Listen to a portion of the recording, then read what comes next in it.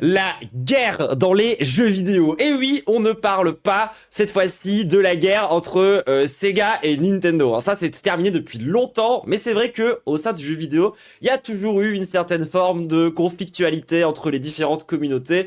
Et en vrai, on va pas se mentir, il y a toujours eu un mood pas mal identitaire, hein. Que ça soit les joueurs de tel jeu qui se confrontent aux joueurs de tel jeu qui sont exactement dans la même catégorie mais qui se détestent. C'est ce truc un peu paradoxal, vous savez, à base de genre tu détestes quelqu'un parce qu'il fait le truc le plus proche de toi, mais légèrement différemment. Et tu peux t'entendre avec des gens qui font des trucs qui n'ont rien à voir. Mais vu que lui, ça devient ton espèce de... Tu sais, c'est comme les gens qui jouaient à Call of et les gens qui jouaient à Halo, c'est comme les gens qui... etc., etc., etc., etc. Et donc, bon, bref, on a toujours eu cette espèce d'ambiance conflictuelle. Mais aujourd'hui, on va parler probablement d'autre chose. Aujourd'hui, on va parler de sexisme. Ah, allez, bah le jeu vidéo, univers sexiste depuis quand même un paquet de temps, hein. C'est-à-dire que ça date pas vraiment d'hier. On a toujours eu plus ou moins des gros problèmes par rapport à ça. Et en l'occurrence, parmi tous ces problèmes, il y a l'arrivée en masse d'une nouvelle manne de joueurs, plutôt féminins, féminisés, ce que vous voulez, quoi, qui réclament pas forcément exactement la même chose que les joueurs plus traditionnels, les gros geeks dégueux là. Et donc du coup ça crée des conflits parce que oh là là, en plus de ça on a du mépris généralement pour les joueurs plus casual. Bon, casual, si vous savez pas ça veut dire quoi, ça veut dire des joueurs plus sur des jeux plus simples, genre Candy Crush, les jeux de la Wii, les jeux plus genre Nintendo, mais pas quand tu pousses super loin. Enfin, ce genre de truc, quoi. Et donc, ça crée du mépris, ça crée des dynamiques de conflit, ça crée des dynamiques identitaires. Je pense qu'on peut parler de logique identitaire à l'intérieur du jeu vidéo. Et donc, pour parler de ça, je me suis dit que bah, pourquoi ne pas écouter le camp d'en face? Voilà, Valeurs Actuelles nous présente la guerre identitaire pour les jeux vidéo. Mais de quoi est-ce qu'ils vont bien pouvoir nous parler? Alors, qu'est-ce qu'on peut en dire déjà? Évidemment, on est tout de suite dans le cliché, hein, à savoir la geekette, tu sais, genre, c'est une meuf un peu grosse, avec des couleurs trans, on sait pas si elle est trans ou pas, et ça va vraiment être sur ce truc, c'est quasiment une guerre des sexes, tu vois ce que je veux dire? Après Squeezie, on peut faire un 1v1 sur Rust, s'il veut. J'adorerais. Sur VA+. Bah, allez-y. Bah écoutez, si vous voulez inviter Squeezie à un 1v1, vous pouvez... Ok, on dirait que ça commence comme une vidéo de quelqu'un qui va se foutre de sa gueule. Vous trouvez pas? Non mais attendez. Genre, Squeezie, l'espèce de gauchiste homme soja bisexuel, va accepter de venir à VA+, pour jouer une game contre Jordan Bardella. Non mais attendez, genre... Vous êtes dans les médias, vous êtes un média, vous êtes dans la communication, vous savez très bien que ça va jamais arriver. Genre vous êtes complètement con. Je sais pas, inviter un facho comme Fougou, quelque chose comme ça. On va le faire maintenant et on publiera ça sur... Je pense qu'il se débinera. Ça fait maintenant 1 an que cette vidéo est sortie sur VA+. Alors Squeezie n'a malheureusement pas répondu à l'invitation de Jordan Bardella à jouer à Call of Duty. Tu veux jouer à Oh non! Call of Duty? On attend toujours. Mais alors si cette confrontation avait eu... Valeurs Actuelles, il y a une... comment on dit ça déjà? Il y a une jurisprudence sur le fait d'arrêter d'utiliser les extraits de Norman Tavo parce que c'est un pointeur et un pédophile. Voilà, je vous le dis, parce qu'encore une fois, vous évoluez sur Internet. Après, ça va être assez nouveau pour vous, peut-être vous comprenez pas encore les codes. Mais en fait, en règle générale, quand un YouTuber a été cancel parce qu'il a touché des gosses, on évite. lieu, un simple jeu aurait permis à 2 camps qui n'ont rien à voir ensemble de s'affronter. Juste le temps d'une petite game. D'un côté, Squeezie, 2e youtubeur de France, ayant appelé à voter contre... Pointeur égale pédophile, non? Ouais, c'est vrai, mais j'ai bien suivi les cours d'éloquence de Alex Hitchen et je sais qu'il faut répéter plein de fois les mêmes mots, mais de façon différente pour avoir l'air smart. Contre le Rassemblement National durant les élections législatives de 2024. Et qui sort avec Chloé Gervais, une influenceuse féministe. En vrai, la vérité, j'ai essayé de faire une liste et je me suis rendu compte que j'avais 10 000 trucs qui se ressemblaient, mais j'ai concédé. Et c'est tout, j'ai pas de vanne. J'ai pas écouté ce que t'as dit parce que tu manques trop de charisme. L'autre, Jordan Bardella, l'actuel président du Rassemblement National, premier parti d'opposition rassemblant plus de 8 millions d'électeurs, incarnant... Alors on n'est pas d'opposition quand on vote les lois du gouvernement et le budget du gouvernement, mais bref. Une France profonde, patriote et déclassée. Qu'est-ce qui me fait pleurer? Parce qu'on est Ah non, pas déclassé, vous êtes vraiment du côté des bourgeois. arrivé dans un monde de fous et il faut absolument qu'on trouve des solutions. En opposition avec celle qu'incarne Squeezie, progressiste, bien pensante et cosmopolite. Attendez, quoi? Genre, non, attendez. Notre représentant, c'est Squeezie. Genre, notre porte-parole, genre le mec qui doit incarner les gauchistes dans leur tête, c'est Squeezie. Et alors, je l'adore, hein, Squeezie. Vraiment, moi, je regarde toutes ses vidéos, je suis fan depuis longtemps et tout. Enfin, il y a aucun problème. Mais c'est un immense capitaliste. Hein. Ciao kombucha. Alors oui, c'est un comment dire, c'est un capitaliste un peu rainbow washisé quoi. Il est un peu woke. Mais genre, comment ça se fait que nous, on a le droit à un influenceur qui fait des vidéos sur le fait qu'il a acheté des objets disproportionnés et qu'en face, vous avez le président d'un mouvement politique. Peut-être que les deux n'incarnent pas exactement la même chose. À la limite, tu fais un combat Squeezie contre Sardoche, là, ça a beaucoup plus de sens. Parce que effectivement, il y aurait plus un côté un peu plus woke côté Squeezie, un côté un peu plus facho côté Sardoche, et les deux ne s'assument pas. Genre, Squeezie n'assume pas vraiment être woke, et Sardoche n'assume pas vraiment être facho. Donc, ils sont plus sur un pied d'égalité. Après, j'ai pas envie d'organiser non plus une game Mélenchon contre Bardella. Par contre, Bompard contre Bardella, je pense qu'il y a une game qui peut se faire. J'ai reçu énormément de commentaires dans ce style. Ça pourrait être extrêmement drôle, Squeezie versus Sardoche. Là, mais surtout que ce serait bien que, genre, de vraiment organiser ça en débat. C'est-à-dire que, genre, tu sais, ils ont le droit à un argument chacun pour chaque kill qu'ils font, un truc comme ça. En mode, pourquoi elle fait l'anglaise, oh, le franglais, je sais pas quoi, non. Du coup, je vais vous expliquer en anglais. So basically, my mom is Malaysian, my dad is French. I grew up my whole life. Qu'est-ce qu'on regarde déjà? Je me souviens plus là. In Malaysia and Singapore. Tout d'un coup, un jeu deviendrait le théâtre d'une bataille presque culturelle qui opposerait deux visions de la France. Alors qu'en vrai, c'est pas trop le but des jeux vidéo. Mais bon, vous direz de toute façon. Si, genre littéralement équipe rouge, équipe bleue. Squeezie a refusé le combat, donc y a pas de question. Les jeux vidéo compétitifs ne sont pas faits pour faire de la compétition entre je suis un geek. En fait, lui, il a juste pris le physique du geek, mais il a oublié d'avoir toute la culture et le savoir. Politise le milieu. Mais heureusement, grâce à son refus, les jeux vidéo c'est parce que vraiment, genre, occupe-toi de ta peau, j'ai envie de te dire. Seront épargnés des débats qui angoissent tout le monde. Sméagol a promis. Sméagol a menti. Pour moi, c'est Alors, l'extrait était trop long, et franchement, bref. l'exemple parfait de Je vais arrêter de leur donner des conseils, il faut qu'ils restent médiocres. l'anti-woke et de ce qui va le plus mal dans la société aujourd'hui, c'est ces gens d'extrême droite, racistes, misogynes, homophobes. Dude, the whole reason I made the video is because you are the reason we are having all of these trolls online, bro. Un vrai truc aussi, c'est que le fait que le jeu soit repris par l'extrême droite, bon bah évidemment, en fait ils se positionnent pas, et en même temps les gauchistes condamnent le jeu, donc évidemment que ça va être repris par l'extrême droite. Le TikTok. Putain, Clair Obscur, vrai gros sujet ça, hein. On pourrait en parler. Après, franchement, bon, des collègues, on va rester chill.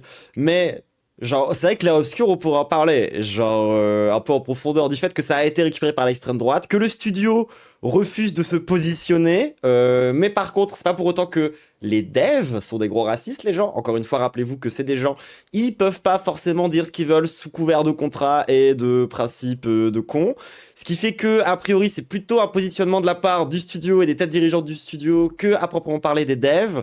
Et en même temps, aujourd'hui, genre, tenter de s'aliéner l'extrême droite alors que ton deuxième plus gros marché que t'es censé avoir, en plus pour un jeu comme Clair Obscur, non, c'est même le premier marché, je pense que tu dois avoir, c'est les États-Unis, tu vois.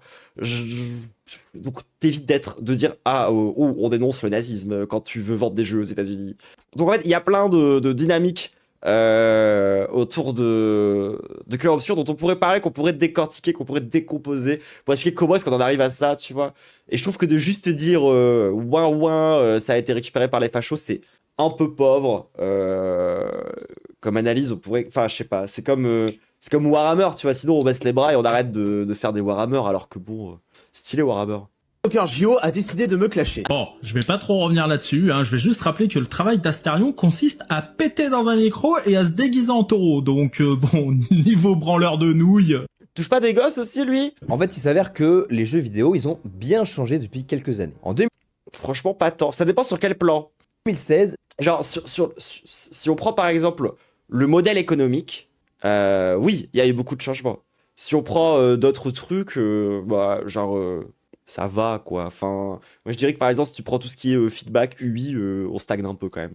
Seuls 7% de Français considéraient que c'était un objet culturel. Aujourd'hui, Bah alors c'est quoi? Cette culture populaire que Wikipédia considère presque comme une sous-culture est devenue mainstream. Le geek est devenu un mec cool. Alors, c'est plus compliqué que ça aussi. Tous les geeks sont pas des gens stylés, hein.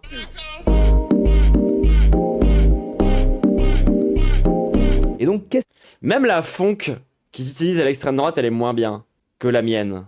Qu'est-ce qui se passe quand une culture se fond dans une société? Genre, moi, écoutez-moi ce genre de banger, attendez. Mon dernier banger, ça. Allez, lance-toi! Dire les excès, les dérives, les scandales, voire les clashs. C'était sûr en fait. C'était sûr.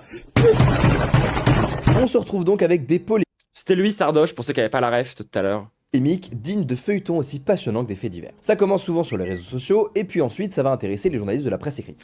Ouais, par contre, c'est vrai que tous les débats publics de cons dans le jeu vidéo, vraiment, moi, j'ai tellement la flemme de me positionner. Genre, je trouve qu'on est vraiment...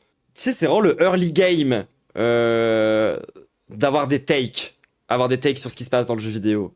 Genre, souvent, c'est vraiment des trucs assez pauvres, ça va pas vraiment en profondeur, et ça se contente de dire « Ah, c'est pas bien ».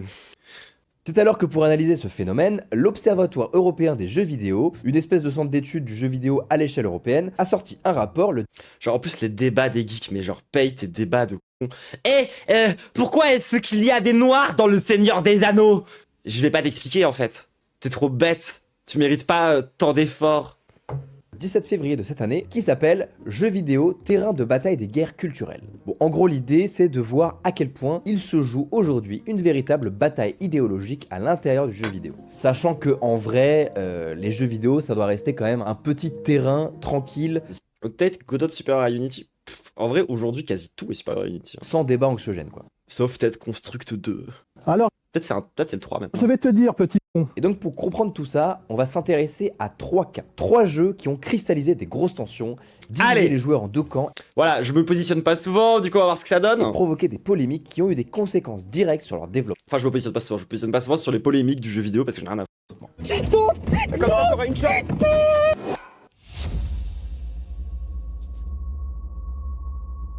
Alors, actuellement, le Gamergate, c'est pas une polémique. C'est d'abord une polémique qui ensuite s'en est suivi à une polarisation du débat qui a encore lieu aujourd'hui. C'est-à-dire qu'on peut encore parler de Gamergate pour parler des dynamiques communautaires et identitaires qu'il y a au sein du jeu vidéo encore aujourd'hui.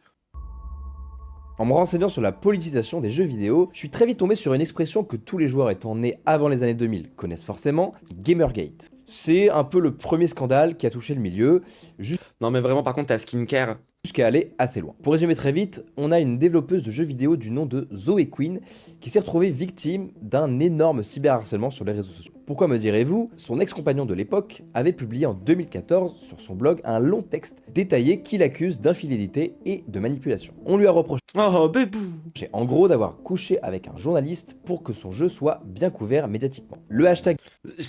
Ah bah, rarement des accusations... Je mets où est la misogynie dans le jeu vidéo? Je me pose la question, hein. Gamergate a commencé à faire son apparition dans des forums comme Reddit ou Twitter. Au début, c'était juste pour dénoncer la proximité entre certains journalistes et des développeurs de jeux vidéo. Puis... Qui est une vraie critique de longue date dans le jeu vidéo, hein, d'ailleurs, et qui, au passage, a beaucoup plus été dénoncé par la gauche que par la droite. Regardez, c'était vraiment un des axes principaux de Usul à l'époque du 3615. C'était justement de dénoncer la proximité entre les milieux privés d'édition, de marketing du jeu vidéo, et les journalistes qui s'occupent de leur com. Très vite, ces critiques commençaient à aller un peu trop loin. Deux camps se sont affrontés. D'un côté, les anti-Gamergate, de tendance plutôt progressiste, mais surtout féministe, composés généralement de femmes qui veulent évoluer dans un secteur plutôt masculin. Ah non, dans le Gamergate, il y a aussi plein de gars, hein. Enfin, dans l'anti-Gamergate. Les gens qui sont contre ça, il y a aussi... Ça, c'est pas que des femmes, genre. Voir. Et ça, là, vous voyez qu'ils vont avoir un angle très ancré dans les questions de... Alors que pas tant, en fait. Très masculin. Et puis de l'autre bord, on a les pro-Gamergate. Genre, en fait, il y a... Aussi surprenant que ça puisse paraître, il y a quand même des mecs, ça les fait chier un peu la misogynie, genre, ils sont en mode oui bon. Gate qui rejettent le politiquement correct, qui sont antiféministes et qui dénonçaient une forme de politisation forcée du jeu vidéo, le tout en défendant une espèce de éthique journalistique. C'est complètement stupide, hein. Genre vraiment, littéralement, le jeu vidéo a toujours été profondément politique. Hein.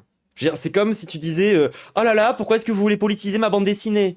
oui, bon, à la base de la base, quand même, les bandes d'essais de super-héros, c'était de la propagande de guerre. Hein. Donc peut-être que on peut avoir un petit lien quand même entre la politique et ce qui se passe. Et les enjeux autour du jeu vidéo, ça a toujours été aussi au sein d'une certaine guerre culturelle, une guerre d'hégémonie, tout ce qui est soft power, etc.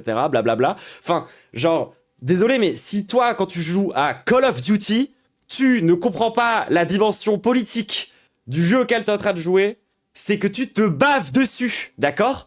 Tu es juste, tu n'as que 5 ou 6 neurones grand max, dont 2 qui sont en RTT, et genre t'es en train de dire non, moi je tire sur des gens au Moyen-Orient, mais ça n'a rien de politique, bien sûr. Enfin, genre, est-ce que c'est pas possible aussi au bout d'un moment, les gamers, les geeks, d'arrêter de vous baver dessus et de comprendre que votre activité, elle est ancrée dans un contexte social ? Je sais pas. Surtout quand c'est des jeux qui sont arrivés après le 11 septembre. Bon, bref, c'est pas le sujet. Certains deviendront même des Trumpistes. Toutes, Christine! Le Gamergate, c'est un énorme scandale qui a eu énormément d'influence dans l'industrie du jeu vidéo. Ça a révélé énormément de dérives et on va dire qu'aujourd'hui, les gens essayent du coup de... Moi, je trouve ça quand même ouf qu'on ait eu, tu sais, genre un schisme dans le jeu vidéo pour savoir si c'était ok ou pas d'harceler une meuf. Genre, ça a vraiment... Des gens étaient en mode, tiens, ça, c'est un sujet où faudrait qu'on argumente. De rendre le milieu un peu plus inclusif, parce qu'ils considéraient que le Gamergate avait tout détruit, quoi. Mais aujourd'hui, on est 11 ans plus tard. Comment tout ça a évolué? Est-ce que les choses se sont apaisées? Bah, en vrai, pas trop. En fait, on est d'accord que la lumière est dégueulasse. Genre, j'ai l'impression que c'est sous-exposé et que du coup, son pull est tout glitché, dégueulasse dans l'image. Vous voyez ce que je veux dire? Il y a de l'anti-aliasing qui se voit, c'est un peu crado. Depuis 2024, certaines personnes parlent carrément de Gamergate 2.0. J'ai tapé le terme sur Google, et voilà sur quoi je tombe. On va voir le média Frandoid. Ça, c'est quand c'est sur Internet, on met toujours un .0 après. Ha! Frandoid, par exemple, spécialisé dans les technologies. Ce n'est pas le Gamergate 2, c'est le Gamergate 2.0. Qui en a parlé. Selon eux, on assiste à un Gamergate 2024 qui se concentre surtout sur le wokisme dans les jeux vidéo. Il y aurait des créateurs de contenu généralement hommes et blancs, un peu trop énervés au sujet d'un personnage non binaire dans Dragon Age, un jeu d'univers. Ah ouais, alors Dragon Age, c'est vrai que ça, c'est un jeu qui cristallise à chaque de sortie les réacts de tous les côtés. Genre vraiment, les Dragon Age, à chaque fois qu'il y en a un qui est sorti, il y a eu de la de la part de l'extrême droite. Genre, il y a systématiquement eu des vieux mascus dégueux qui pètent un plomb parce que tel personnage est non-binaire ou parce qu'on a le droit d'avoir une romance gay.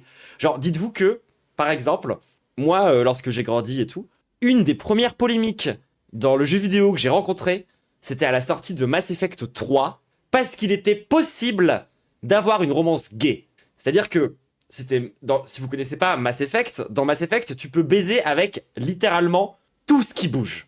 Que ça ait des tentacules ou pas, que ça ait plusieurs yeux ou pas, que ça puisse respirer le même air que nous ou pas. Il y a rien qui arrête Shepard, d'accord? Le mec a la dalle, ok? Qu'on se met bien d'accord? Ça a des écailles, c'est pas grave. Ça mange des humains, on y va, is ok, vraiment genre is ok.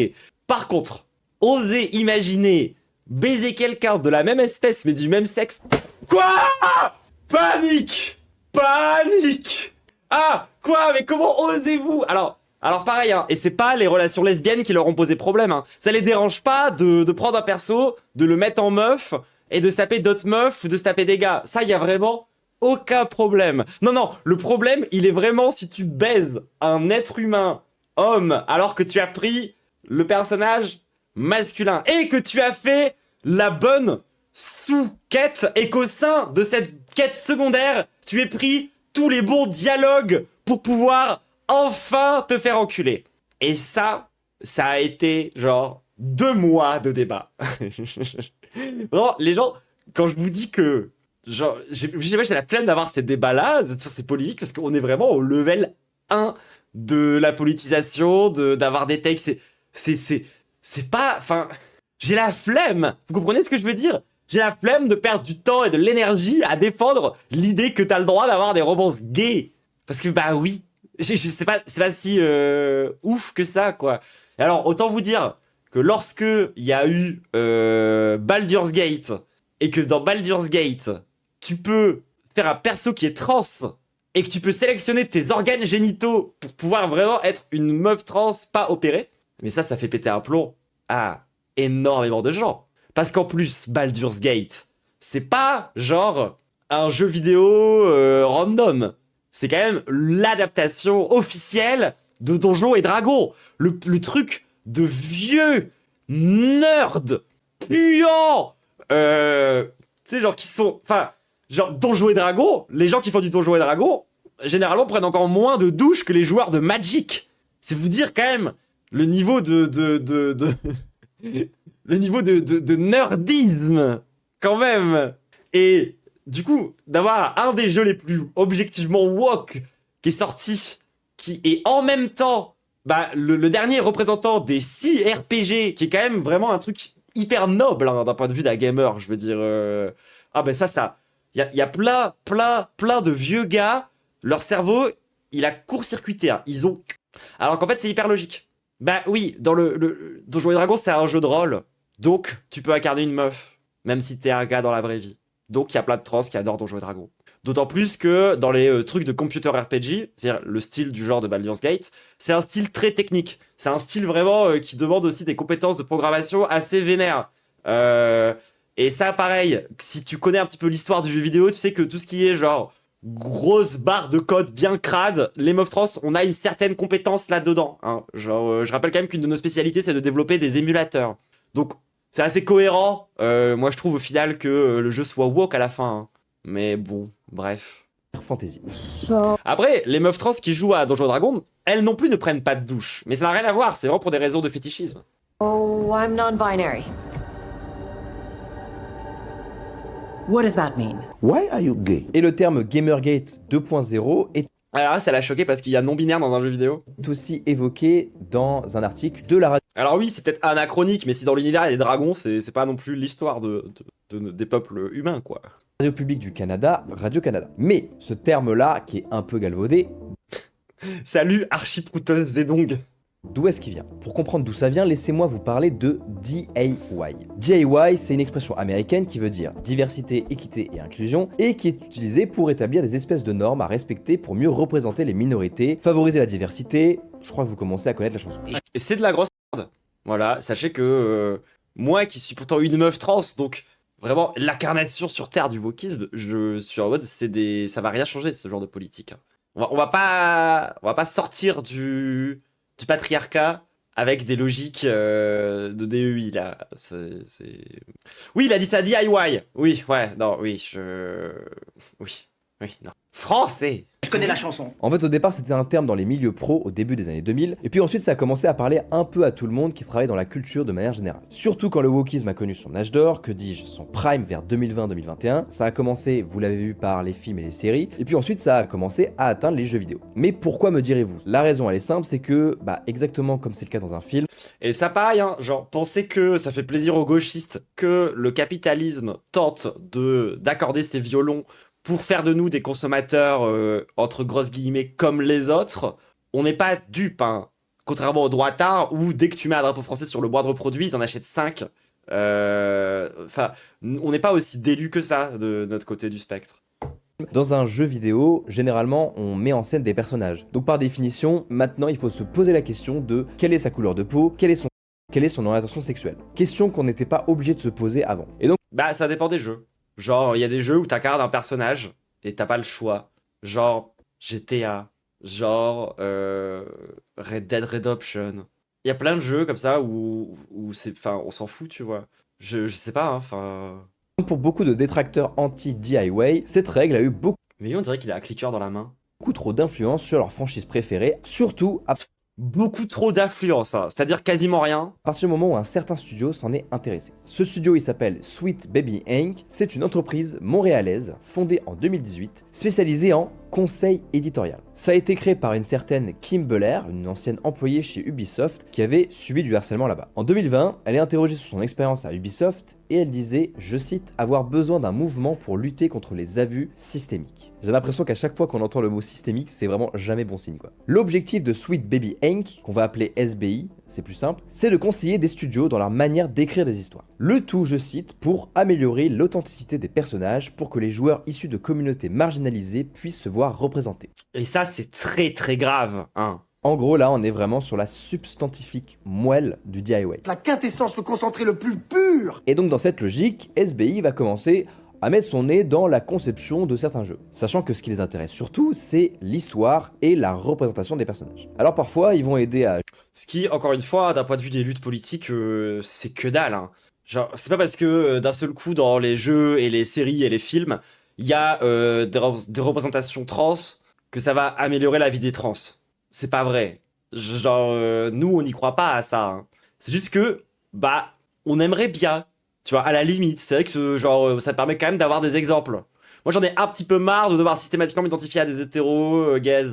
Juste écrire des scénarios, comme c'est le cas dans Concorde ou God of War. Surtout que vous nous volez déjà toute notre culture. C'est-à-dire que bon, il y a quand même déjà un véritable pillage culturel des communautés queer et LGBT, donc à minima, mettez-en quelques-uns, histoire de nous laisser avoir un petit peu de...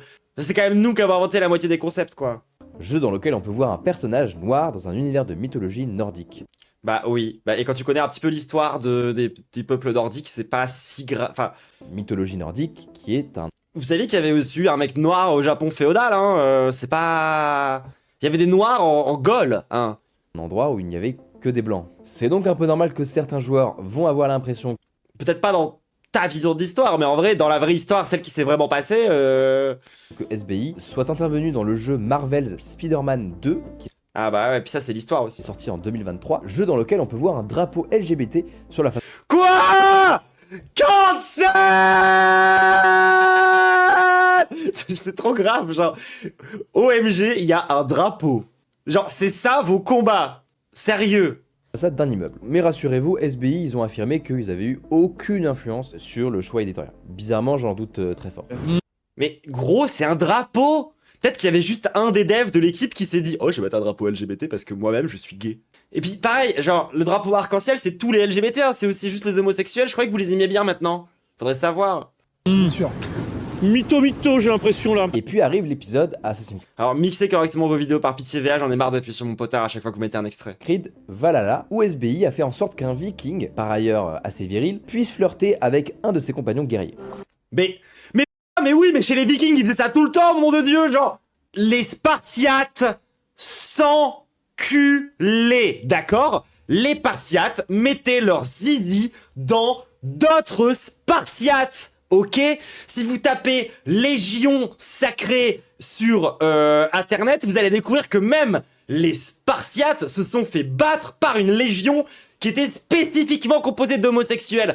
Parce qu'en fait, à cette époque-là, c'était pas un problème. Et figurez-vous que, chez les Vikings, eh bah c'était pareil. C'est quoi, du coup, vous aimez pas l'histoire maintenant? Vous appréciez pas l'histoire? Vous êtes contre les études archéologiques, c'est nouveau, ça. Sérieux, enfin, remettre à la page, en fait, hein. Je suis désolé, mais genre, c'est trop grave de encore péter un plomb. Genre, c'est quoi? Vous pensez quoi? Que l'homosexualité, ça date d'il y a 150 ans et qu'avant, il n'y en avait pas?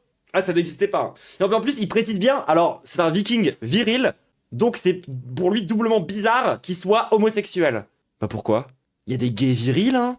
Enfin, c'est même pas mal de gays, hein, pour être parfaitement honnête. Enfin, genre, regardez juste, tapez juste gay beer sur internet. Beer, pas comme la bière, comme les ours. Ça va vous parler, hein. Genre, ils sont en mode genre, quoi? Des vikings gays? Ah bon? Des gays virils? Mais non! Quoi? Je n'y aurais jamais cru. Attends, quoi? De la virilité chez les homosexuels? Mais non! Mais, dis donc. Je me demande bien dans quel univers... je me demande bien dans quel univers il y aurait des putains d'homosexuels virils. Et oui, je sais que c'est un peu audacieux comme recherche de faire ça en live, mais... Écoutez, faut savoir vivre avec des risques dans la vie.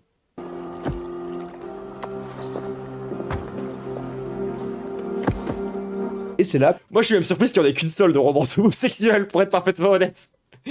Mais alors, on n'empêche qu'on en est toujours là. C'est-à-dire que je vous ai expliqué que moi, quand j'étais petite, genre quand j'avais 13 ans, le débat, il était sur Mass Effect parce que t'avais le droit d'avoir une romance gay. Et là, du coup, sur Assassin's Creed Valhalla, on est encore sur exactement la même polémique. Genre, à quel moment votre problème, c'est pas juste l'homosexualité. Parce que là, on est quand même à une époque où l'homophobie existait quasiment pas. Parce qu'en fait, le concept même d'hétérosexualité et d'homosexualité n'existait pas. Donc, genre, ça faisait pas partie des questionnements de cette époque-là. Une époque où on sait avec certitude qu'il y a eu des couples gays, masculins comme féminins, précisément dans la population de ce jeu. On le sait, c'est documenté. Pourquoi ça vous pose problème? Surtout que genre, Assassin's Creed, sur... est-ce que vraiment ça a besoin d'être parfaitement accurate sur le plan historique? Je rappelle quand même que c'est des jeux dans lesquels tu cherches le jardin d'Éden. Tu tentes de récupérer des artefacts qui servent basiquement à communiquer avec Dieu ou je sais plus quoi. Enfin, je sais plus c'est quoi le lore de ces jeux-là. C'est quand même un jeu qui se base sur une espèce de théorie du complot bizarre, comme quoi il y aurait toujours eu des Templiers contre des assassins depuis la nuit des temps. Genre, est-ce que on n'a pas le droit aussi, quand bien même ce serait pas historiquement correct, est-ce que dans un jeu dans lequel tu contrôles un assassin viking, je répète, un assassin viking, est-ce qu'il aurait pas le droit d'être gay? Est-ce que c'est pas déjà plus choquant en tant que tel l'idée même d'un assassin viking? Sérieusement? C'est pas ça le truc le plus anachronique, hein. On commence à douter sérieusement de SBI. Mais j'en doute. Logiquement donc, ce studio montréalais est extrêmement critiqué par la communauté gamer. Parce qu'ils ont mis un drapeau donc. À l'image du youtubeur Le Repère du Gamer, qui a fait pas mal de vidéos dessus, je vous invite à aller voir si ça vous intéresse.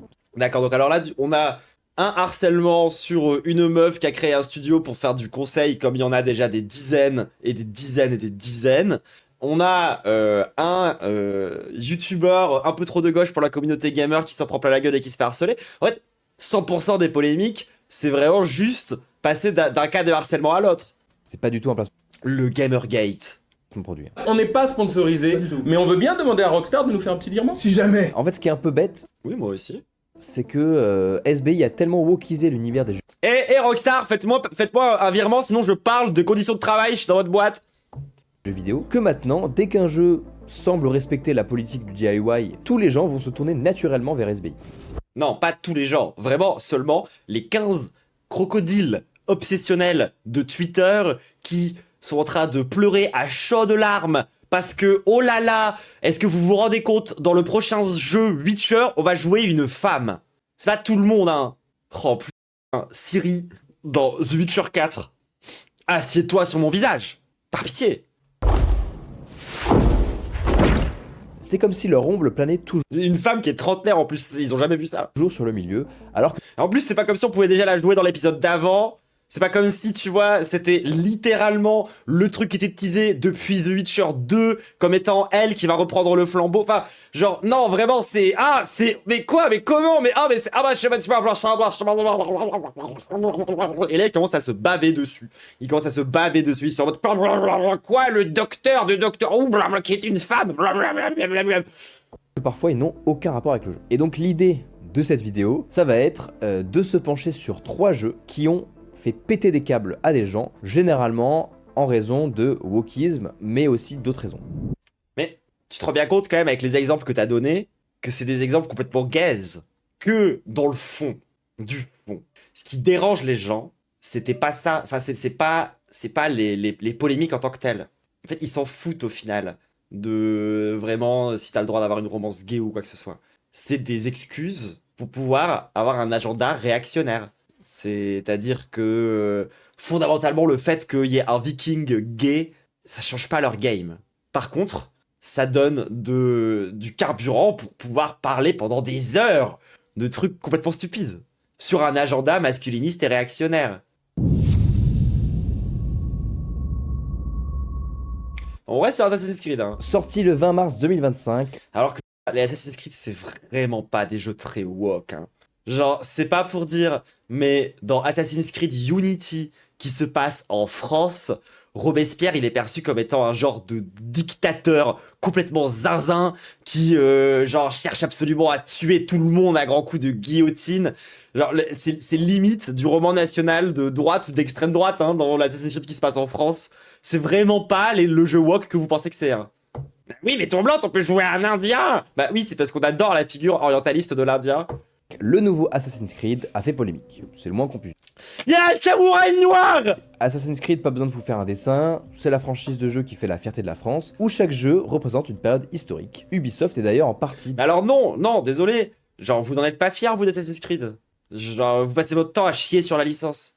Devenus connus grâce à cette franchise. Et ils sont par ailleurs connus pour être assez précis en termes de reconstitution historique. Le nouveau jeu qui nous intéresse, il s'appelle Assassin's Creed Shadows et il se déroule au Japon médiéval. Le scandale est assez simple, un samouraï du nom de Yasuke dans le jeu est noir. Il a littéralement vraiment existé. C'est quoi le problème? C'est genre, c'est pas une invention de la part du studio. Alors, vous me demandez, Assassin's Creed est connu pour être accurate? En vrai de vrai, oui. Les gens qui font Assassin's Creed, s'il y a un truc qu'on peut leur reconnaître, tu vois, genre... moi, je pourrais critiquer très très fort les conditions de travail qu'il y a là-bas et tout, mais sur le plan de... Ils font appel à des historiens à chaque nouveau jeu, ils font appel à des archéologues et à des architectes pour reproduire les bâtiments tels qu'ils auraient pu être de façon assez précise, tout en étant quand même... Ça reste quand même une espèce de film, tu vois, ça reste quand même une espèce de truc cinématographique, donc il y a quand même certains poncifs du cinéma qui se retrouvent quand même dans l'Assassin's Creed. Mais pour le coup, c'est vraiment ceux qui fait un vrai effort concret par rapport à ça, tu vois, ça c'est réel. Mais surtout, il a vraiment existé du coup, le samouraï noir. Donc pourquoi est-ce qu'il y a une polémique? Ce samouraï est bien un personnage historique réel, mais certains considèrent que son statut exact de samouraï fait encore débat chez les historiens. Très vite, on reproche à Ubisoft d'être woke, d'autant que le studio français a déjà eu woke parce qu'ils ont représenté un personnage qui existait. Des liens avec SBI. Car il s'avère qu'un ancien employé de Sweet Baby Inc. est apparu dans un article du New York Times, article qui... Ils veulent que des blancs en fait. Oui, même au Japon. Tu te rends quand même compte que même dans un jeu qui se passe au Japon, pour eux, il faut qu'il y ait que des blancs. C'est trop grave. Concerné Assassin's Creed Shadows. Non, moi j'ai vu qu'il y a des japonais. La polémique avait quand même bien enflé, on se souvient du tweet d'Elon Musk sur X qui avait mais... dit No one asked for. Mais... le DIY tue l'art. Et puis au Japon, on a quand même... Comment ça tue l'art? Pourquoi le fait qu'il y a un noir, ça tue l'art? Elon, arrête de prendre de la kétamine et réfléchis. Une pétition contre le jeu qui dénonçait les inexactitudes historiques qui avaient rassemblé plus. C'est ça, qu'est-ce que on va écouter l'opinion de Elon Musk sur un jeu vidéo? Je rappelle que ce mec fait semblant d'être fort à Pass of Exile. Genre Elon Musk paye un joueur pour jouer à sa place et faire croire qu'il est top ranked sur de Pass of Exile, ce bozo infini. Ah, sur Diablo 3? Pardon, sur Diablo 3, excusez-moi.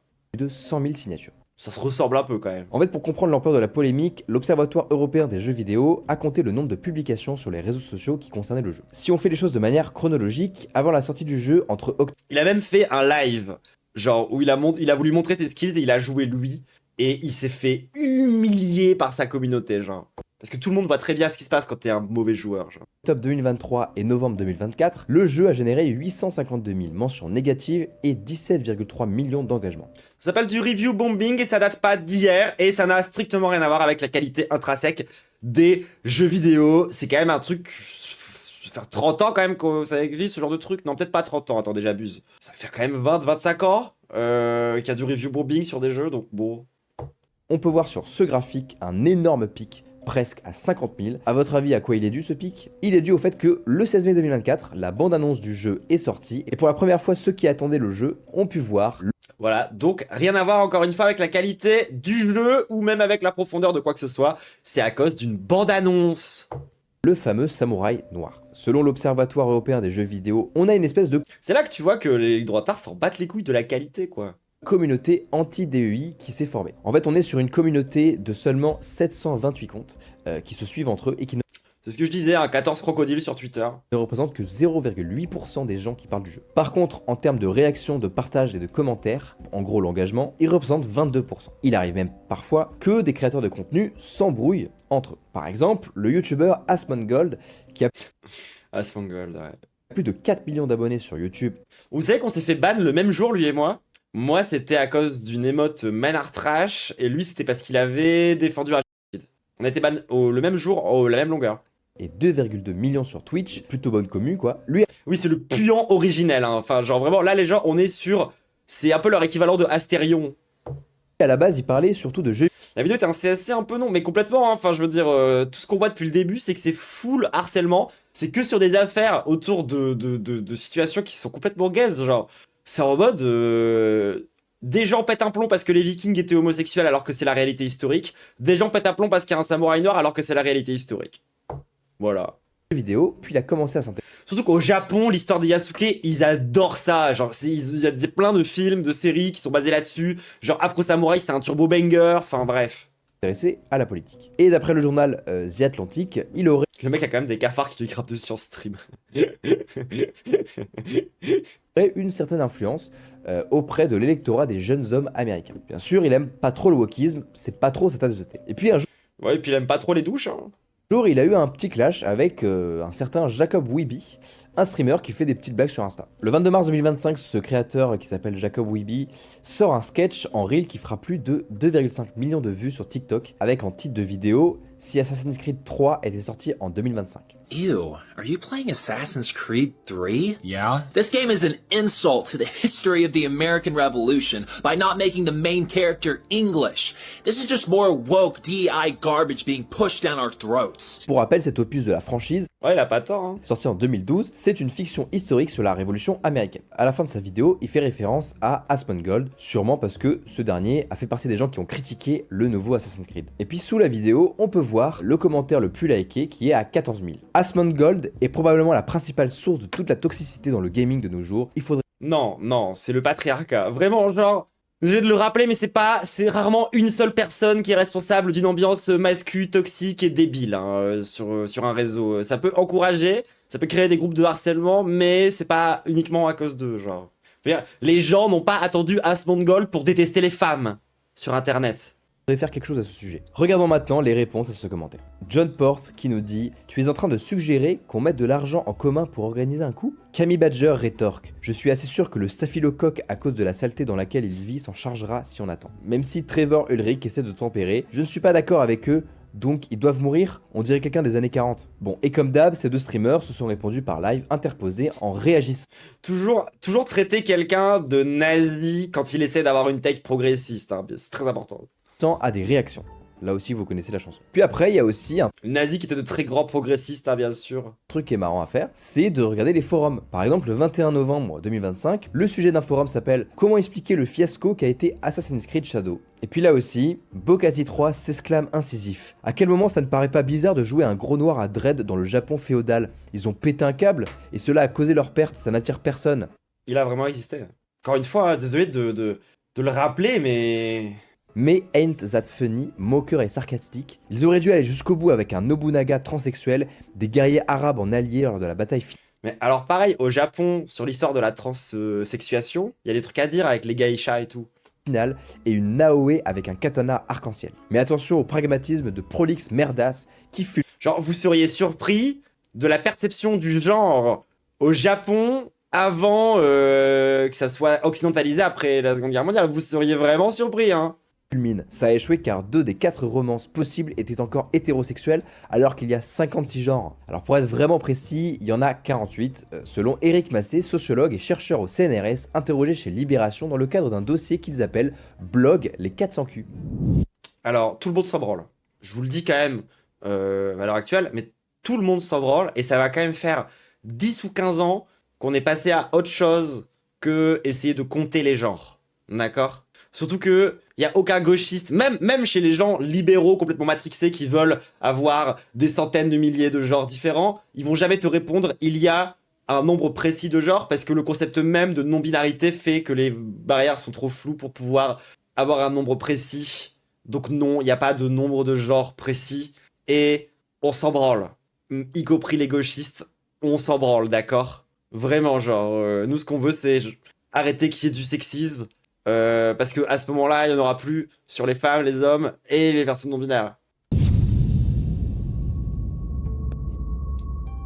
Bon, alors là on est sur un projet assez ambitieux. Le studio Game Science, une entreprise de développement de jeux vidéo chinois, a décidé de faire un jeu à gros budget destiné pour la première fois à un public international. Et donc pour faire la promo du jeu, Game Science a fait appel à des créateurs de contenu occidentaux pour y jouer avant la sortie. Puis, comme souvent, ils donnent des recommandations, des instructions aux créateurs de contenu avant d'y jouer. Sauf que là, les instructions étaient peut-être un peu maladroites. Ne pas parler de politique, de violence, de nudité ou encore, je cite, de propagande féministe. Ne pas utiliser des mots comme quarantaine ou Covid-19 ou encore ne pas critiquer la politique chinoise. Le gouvernement chinois in a nutshell. Vous me direz, c'est une autre culture. C'est une autre culture. Le terme propagande féministe fait référence à une enquête qui était... Alors, petit contexte, parce que c'est pas le genre j'allais dire frontière, de valeur actuelle, de donner du contexte. Enfin, si ces gens étaient journalistes, ça se saurait. Mais ce qui s'est passé aussi avec la Chine, et ça c'est un truc qui est important à comprendre, c'est que, ils sortent un jeu, alors que c'est un peu censé être un low-key interdit, en fait, en Chine. C'est parce que ça va quand même faire des années et des années et des années que le jeu vidéo c'est compliqué en Chine, mais que ça reste le premier marché du jeu vidéo, alors que c'est plus ou moins interdit. Genre Steam n'est pas autorisé, et pourtant c'est en Chine qu'il y a le plus grand marché de joueurs sur Steam. Donc en fait il y a une situation paradoxale pour le PCC, pour le gouvernement chinois, dans cette situation où justement ils se rendent de plus en plus compte qu'ils peuvent pas juste interdire le jeu vidéo et ils empêcheront jamais les gens de jouer. Donc ils veulent reprendre la main sur l'idée de pouvoir faire eux-mêmes des AAA et des blockbusters, mais qui correspondent à leur propagande à eux, au sein du coup de l'écosystème jeux vidéo ludique, internet, etc.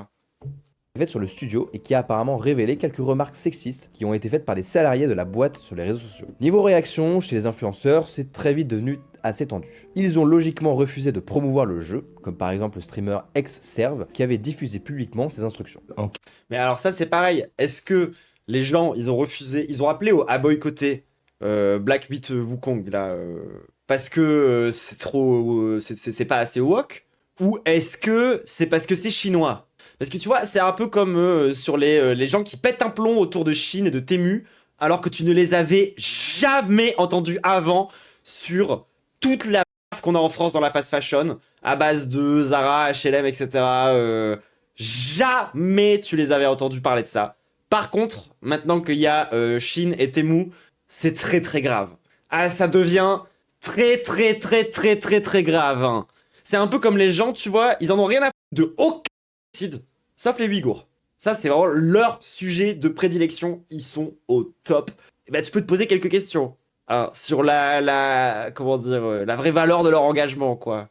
15 ans de Facile de cancel un truc chinois. C'est l'impérialisme d'en face. métier, je n'ai jamais vu un truc aussi honteux, puisque là, c'est très clairement... Bah, t'as jamais joué à Duke Nukem Forever, alors? Un document qui nous explique qu'il faut se censurer et qu'il ne faut pas parler de sujets jugés négatifs comme... Ah, la différence entre le gouvernement chinois et ce qu'on a en Europe, c'est que d'habitude, nous, on l'écrit pas sur papier, ça. C'est juste que ça devient très clair entre les équipes qui sont H24 en train de faire des blagues miso, etc.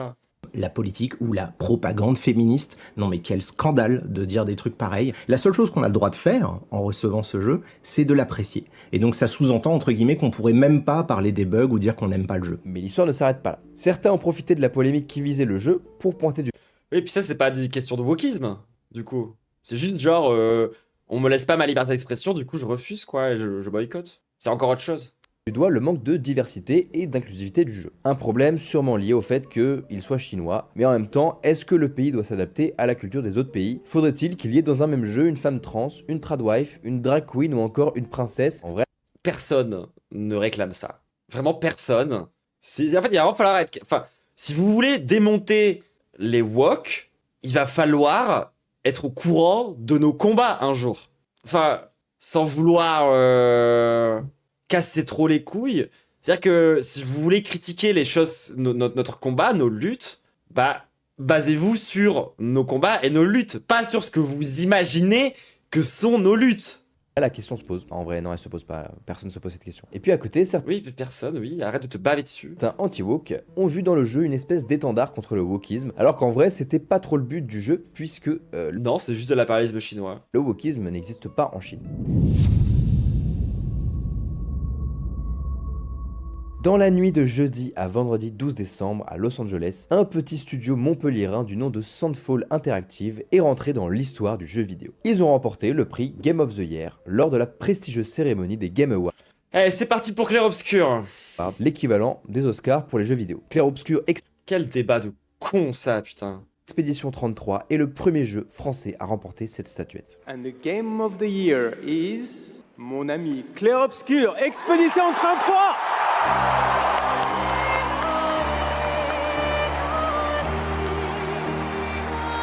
Attendez, comment ils sont habillés là? C'est une vanne? Honnêtement, c'est... Attendez. Expédition 33. Pourquoi ils sont déguisés en genre du jardin qui se déguise en caricature française? C'est une vanne? Mais ils sont déjà accusés d'être un peu...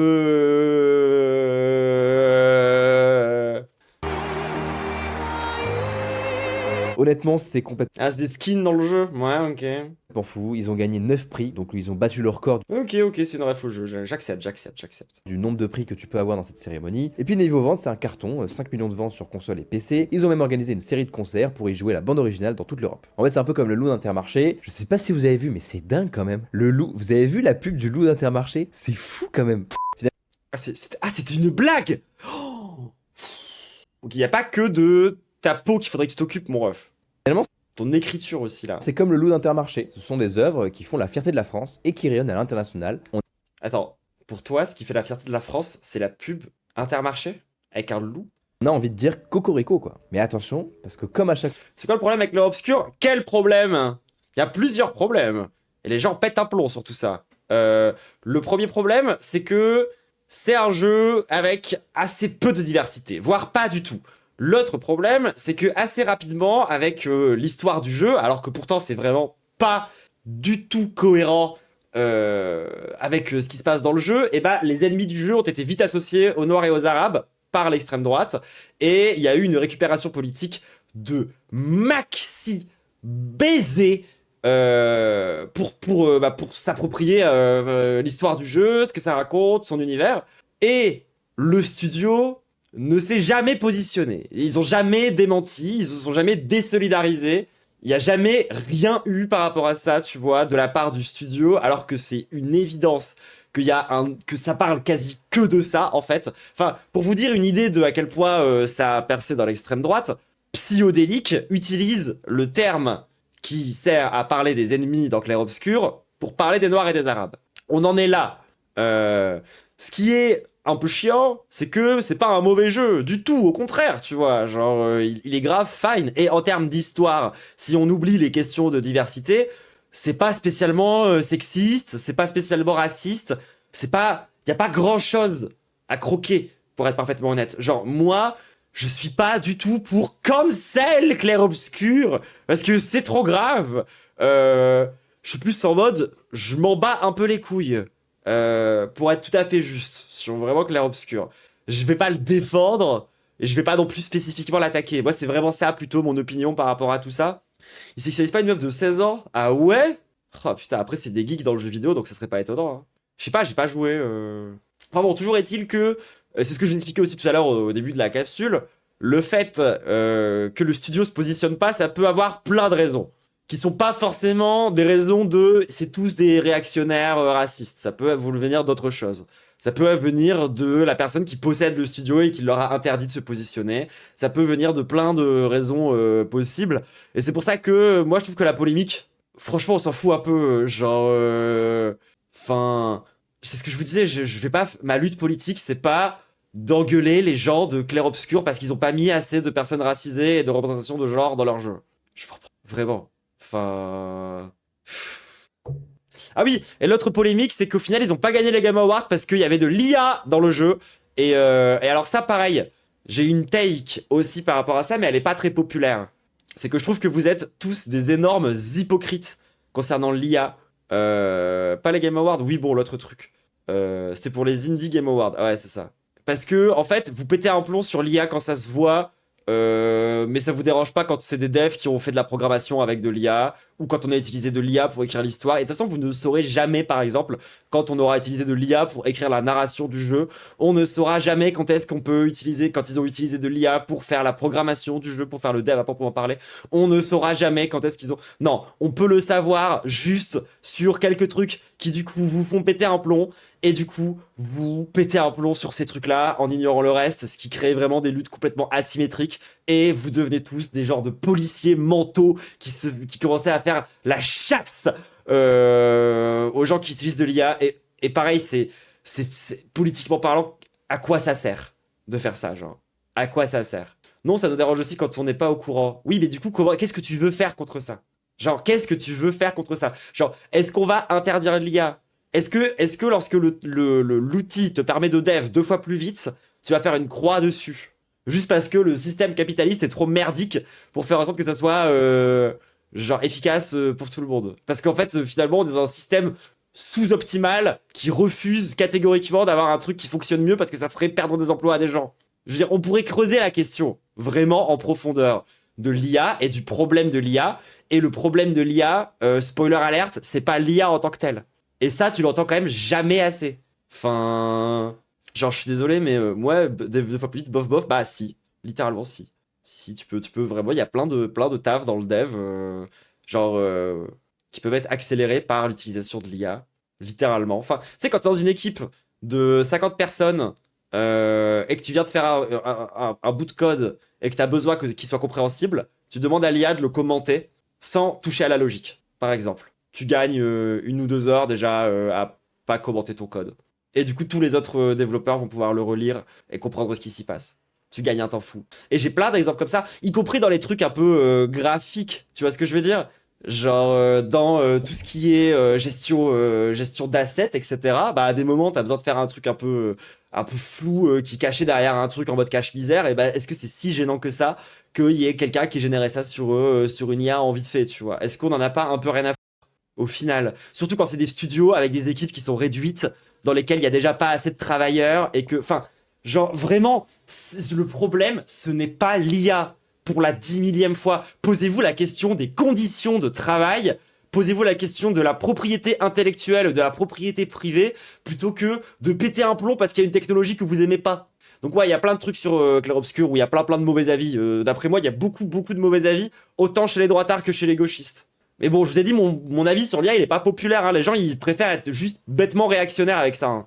Une fois que quelque chose se passe bien, il y a toujours des gens qui sont pas contents. Pas content.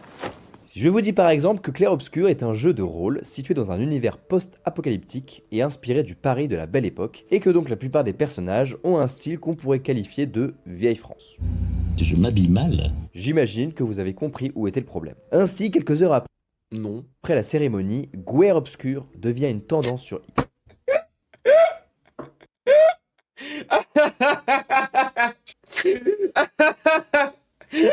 Ça reste la meilleure vanne. Hein. On va... Moi, c'est marrant. J'en ai parlé avec une pote à moi qui adore le jeu. Elle aime vraiment bien le jeu. Et elle avait, sur le coup, elle avait pas forcément capté qu'il y avait effectivement quasiment que des personnages blancs. Et que c'était une œuvre un peu... Ouais, c'était... sans être forcément suprémaciste, c'est un peu à destination des blancs, quoi. Et genre, sa réaction, ça a été un peu un truc du genre... En vrai, je capte, mais je suis blanche. Du coup, c'est peut-être pour ça que j'ai kiffé. Commencer à voir des tweets durant la cérémonie qui franchement font pas trop plaisir. Mais alors, essayons de comprendre le contexte en revenant 6 mois en arrière. Tout a commencé par un tweet d'un internaute accusant le studio Soundfall Interactive, celui qui a fait du coup Clair Obscur Expédition 33, d'être raciste. Sans aucune preuve, il prétend que les employeurs de cette entreprise refuseraient d'embaucher des personnes de couleur. Ensuite, ce même internaute va sur Discord et il raconte un témoignage. Il prétend qu'il a postulé dans ce studio et qu'il se serait fait jeter sans prendre nos CV. Et puis il a ensuite appris qu'un pote à lui, blanc, il aurait été pris là-bas. Arrivent ensuite d'autres allégations, ici sans aucune preuve aussi, un designer... Ah ça en dit peut-être un peu plus long sur les trucs. C'est vrai que moi j'ai pas forcément creusé cette histoire de Guerre Obscur parce que j'ai eu la flemme et j'étais en mode bon, encore une polémique nulle. Mais s'il y a des preuves que les devs sont racistes, à ce moment-là oui c'est un peu un problème. Le studio serait fan du Raptor. Peut-être ont-ils dû voir que ce dernier avait liké une publication du youtubeur. Du coup le jeu est climato-sceptique aussi. Comme quand un patron de groupe de presse avait été surpris à liker des vidéos de Sarah Knafo sur LinkedIn et qu'il avait démissionné pour ça. L'horreur, quasiment le nazisme. Autre rumeur, certains employés de Soundfall Interactive seraient des anciens d'Ubisoft qui se sont barrés pendant la vague de dénonciations d'agression et de harcèlement parce que selon eux, je cite, le studio est trop woke. Et peu après, pour la blague, le compte X UseGuide OX poste une photo avec une trentaine d'employés du studio avec un petit commentaire. Oh, c'est vrai que, genre, le mec qui a retouché la photo, il a pas dû se poser beaucoup de questions pour faire la balance des blancs. Objectivement, tu vois. Enfin... ouais, c'est ça, 50 nuances de blanc. Salut Onibaku. Ça va, t'es à l'aise, là? T'es à l'aise avec tous ces développeurs? Ah ouais, ça fait presque mal aux yeux, hein. Putain. Commentaire en mode « Il n'y a que le chien qui est tismé ». C'est un peu vrai, c'est un peu vrai. Avec un petit... Il y a que le chien qui est métis. Petit commentaire en mode « Il n'y a que le chien qui est tismé ». Cette blague fera 2,6 millions de vues sur X avec 394 commentaires et va engendrer une polémique aussi inutile qu'une condamnation avec sursis. Voilà, donc il y a 30 personnes sur cette photo, que des blancs, c'est qu'il y a un problème. C'est ce que va pointer du doigt ce... Mais en plus, moi, pour avoir été dev, il y a vraiment pas que des blancs. Hein. Pour le coup, que ça soit dans les gros studios ou dans les plus petits studios, c'est un milieu où il y a énormément de racisme, qu'on se mette bien d'accord. Mais il n'y a pas que des blancs. Du tout. Cher créateur de contenu, Reggie le Gorilla, ce youtubeur ciné qui est devenu porte-parole de la France Insoumise et qui considère que 30 blancs c'est louche. Ils avaient déjà eu cette petite polémique, vous savez, ils ont partagé leurs photos de l'équipe et ça manquait cruellement de diversité. Mais moi j'avais réagi par rapport à ça et c'est vrai que dans un monde artistique, en France, qu'il y ait peu de diversité, c'est étrange. À l'époque, Soundfall Interactive avait dû répondre sur X. Nous avons remarqué des discussions en ligne nous concernant nous et nos valeurs. Donc nous voulons être absolument clairs. Clair Obscur Expédition 33 a été créé dans le respect et la tolérance par des équipes et des partenaires d'origine, de cultures et de perspectives diverses. Notre jeu a été conçu avec amour. Merci. Mais c'est vrai qu'il pète toujours un plomb sur Reggae alors que ça c'est des takes un peu gaze. C'est de ne pas l'utiliser comme une arme pour répandre la haine. Bon alors même... Ouais, les tapines de Reggae. Non mais oui, c'est ça, enfin... Même si... Mais en même temps, tu vois, je comprends pourquoi est-ce qu'il fait ça. Genre, si c'est du rage bait à droitard et ça fonctionne, il a fait sa carrière là-dessus, il a raison. Certaines personnes ne sont pas contentes. En attendant le jeu, il a tout défoncé. Il remet en lumière une époque que la France a connue. Et c'est d'ailleurs même souvent quand on assume ce qu'on est qu'on plaît à l'international. Par exemple, le film Le fabuleux destin d'Amélie Poulain. Et d'ailleurs, en petit bonus, je vous mets la... Est-ce qu'il vient de sortir au hasard Le fabuleux destin d'Amélie Poulain? Surtout qu'il y a des personnes racisées dans Le fabuleux destin d'Amélie Poulain. Il y a pas genre Jamel Debbouze qui a un rôle? Petit contre son camp, non? Quand même. La réaction du joueur du grenier au sujet des antiracistes qui trouvent mais il joue un blanc. Que le jeu est d'extrême droite. Moi je le dis. C'est vrai qu'un il joue un peu un blanc. Les gens qui, c'est des abrutis, c'est des crétins, c'est vraiment des deux. Comment ne pas penser que c'est des abrutis quoi? Comment quand t'as un mec qui dit, oui vous avez vu, il y a un mec de l'extrême droite qui a retweeté et qui a dit bravo, donc il faut dire que c'est de la merde, sinon. Ah non, c'est pas ce qu'on dit. Non, ça veut On dit que le fait que les gens d'extrême droite font ça, ça dit quelque chose. Dire que vous êtes tous racistes, mais comment ne pas penser que vous êtes des crétins en fait? Alors moi je trouve que c'est ce genre de take qui est un peu stupide parce que c'est vraiment prendre des arguments qui sont pas les nôtres et qui sont pas les arguments du camp progressiste pour péter un plomb dessus. C'est pas très malin non plus, hein.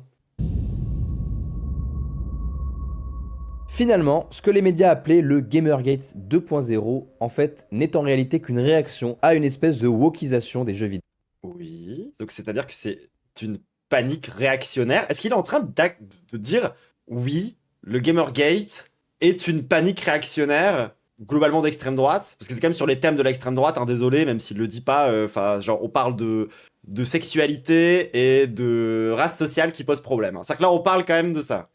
Celle-ci n'étant pas trop acceptée par la plupart des joueurs. Par rapport au Gamergate de 2014, ce qui se ressemble, c'est qu'il y a deux camps. À l'époque, c'était les féministes contre les antiféministes. Aujourd'hui, c'est les woke contre les anti-woke. Ça se ressemble un peu. Les polémiques comme Assassin's Creed Shadows, elles ont montré que les clashs... Et leur problème avec le wokisme, souvent, c'est le féminisme. ...se font souvent entre créateurs de contenu, alors que pendant le premier Gamergate, c'était surtout des joueurs contre des journalistes ou des joueurs contre des joueuses. En fait, la vraie différence, c'est qu'en 2014, c'était un mouvement massif et structuré d'une communauté contre une autre. Aujourd'hui, Il n'y a pas d'acharnement contre une organisation ou une personne, l'idée c'est plus de remettre en cause le principe du DIY. Il y a 11 ans, il y avait des vraies stratégies de doxing massif. Faut qu'il arrête de dire DIY, à chaque fois, j'ai l'impression qu'il parle de do it yourself, qu'il parle de trucs faits manuellement. Contre des cibles précises. Par exemple, la vidéoblogueuse féministe Anita Sarkeesian avait dû annuler une conférence après des menaces anonymes. L'auteur évoquait carrément un massacre comme à Montréal en référence à la tuerie misogyne de... Oui, il est en train de dire qu'avant les années 2020, il n'y a jamais eu des trucs par rapport à l'inclusivité. Non mais c'est... En fait, s'ils ont déjà un problème avec l'histoire médiévale et antique, quand il s'agit de parler de l'homosexualité, tu vois, alors dis-toi bien qu'ils ont tout autant de problèmes à parler de l'histoire récente et de genre les 10 dernières années. De l'école polytechnique où 14 femmes avaient été tuées. Aujourd'hui, il n'y a pas autant d'acharnement sur une personne, même s'il peut y avoir du cyberharcèlement. On peut donc se référer à ce que disait l'OEJV à la fin de son rapport sur les jeux vidéo. Avant, les jeux vidéo étaient jugés d'une manière générale comme étant trop violents ou trop dangereux. Et surtout, d'être responsable de la violence dans la société, affirmation qui avait d'ailleurs été relancée par Macron durant les émeutes après Naël et qui a été débunkée bien des fois. Les jeux vidéo étaient la cause du problème. Et bah maintenant, en fait, c'est l'inverse. Ce sont les problèmes de la société qui ont une influence sur les jeux vidéo, ils deviennent la conséquence. C'est une vision du monde d'enfants de 8 ans, d'accord? Ça, le reste du monde a toujours eu un impact sur les jeux vidéo en fait. Pourquoi? Parce que ils sont faits dans le monde en fait. Genre eux ils sont vraiment en mode gougou gaga, c'est exactement ça, genre vraiment, ils se bavent dessus. Tout d'un coup, ça devient un miroir du monde dans lequel on vit avec tous ces mots. Violence, guerre culturelle, politique. Comme disait le journaliste... Avant, le problème, c'est qu'on disait qu'il y avait de la violence dans les jeux vidéo. Aujourd'hui, tout est complètement différent. On accuse le fait qu'il y a de la violence dans les jeux vidéo. Du Figaro, Ronan Planchon, l'industrie du jeu vidéo a englouti toutes les turbulences et les dérives du siècle. Parce que c'est de l'art en fait, comme systématiquement le fait l'art. Bon, je vous laisse, je vais te tryhard sur Clair Obscur. C'est ça la conclusion. Il va falloir apprendre à faire des vidéos. Ils ont de la chance d'être push par l'algo. Hein. C'est pas pour dire, mais quand t'as ce niveau de médiocrité dans ce que tu fais, ils ont du bol. Hein. Il est ravagé, genre Duke Nukem, ça a absolument pas impacté par... Oui, non, mais c'est exactement ça. Genre, quand tu regardes l'histoire du jeu vidéo, tout ce que tu vois dedans, c'est que des influences successives de différentes cultures, de différents mouvements, de différentes visions même du monde, de la politique, tu vois, genre... Enfin... Genre, et c'est présent dans tous les jeux, et genre, c'est pour ça que je veux pas parler de ça H24, parce que j'ai l'impression que je vais finir par boucler et répéter tout le temps la même chose, et j'en ai marre de devoir expliquer éternellement à quel point les jeux vidéo ont toujours été politiques, et que c'est pas grave. J'en ai marre de devoir faire ça. Et puis c'est pareil, genre, on voit bien c'est quoi les combats des droitards, tu vois. Ils sont pour... qu'il y ait moins de diversité dans la représentation des jeux, y compris quand c'est sourcé historiquement. Qu'est-ce que tu veux faire au bout d'un moment contre ça? Qu'est-ce que tu veux faire contre ça? C'est juste purement raciste. Qu'est-ce que je vais aller débattre avec des gens sur ce sujet de con? Au bout d'un moment, ton problème c'est qu'il y a des noirs. Ton problème c'est qu'il y a des gays. Bah ferme ta gueule, j'ai pas écouté ce que t'as à dire. Genre, moi je vais juste te mettre une mine sur CS et puis passer à la suite dans le reste de ma vie, hein, t'inquiète. Pas de problème. Puis bon, désolé, hein, mais le jeu vidéo, il est quand même pas mal fait par des cuirs à la base. Ça fait mal, mais c'est la vérité. Hein. Bref. Encore une fois, CF, Baldur's Gate. En tout cas, on va s'arrêter là, YouTube. Et je te dis au revoir. Kiss.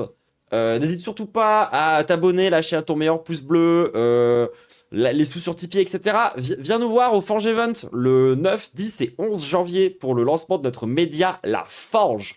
On a commencé à faire des annonces sur Instagram si ça t'intéresse. Kiss.